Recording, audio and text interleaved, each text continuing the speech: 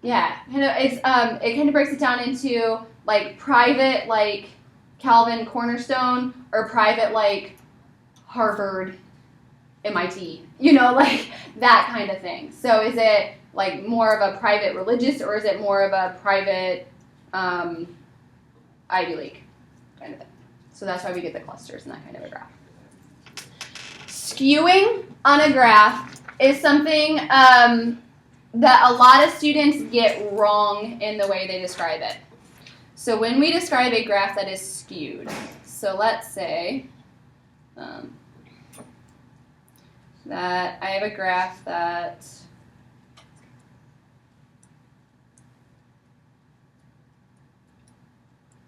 these are nice and beautiful bars. They're perfectly rectangular. This graph is skewed. Okay, I can't fold my paper and say that the two halves are going to be the same. Now we want to describe the direction of the skew. Okay, so on page 16, it says a distribution is skewed to the right if the right side of the histogram extends further out than the left side. So this one is right skewed because the right-hand side is having a longer tail. So when we say whether it's right skewed or left skewed, we're talking about where the tail is, not where the bulk is. And for me, this was like a horrible thing. Like when I took statistics, I always, for some reason, I just wanted to describe it by where the bulk is. Okay? But when we describe the skewedness, we're describing the tail. So this graph is right skewed because its tail is on its right side. Okay? So be careful with the skewedness. So the tail is like the lower thing? Yeah. Yep. Okay? So when you describe the shape of a histogram, talk about symmetric or skewed, and it's skewed which way, right or left? Okay, where's the tail? Talk about its center and its spread, and if it has any possible outliers. We'll talk more specifically about how to determine if, in fact, something is actually an outlier later, but just is there anything that kind of looks like it's hanging out by itself? Okay? All right. So that covers what we need for your homework from lesson 1. Steam plot or time plot? We don't need that for lesson 1. So Did I say steam plot? you did. So yeah, we'll hit stem plots and time plots tomorrow, and then those will be in the second lesson homework. Great. Maybe it's school and then.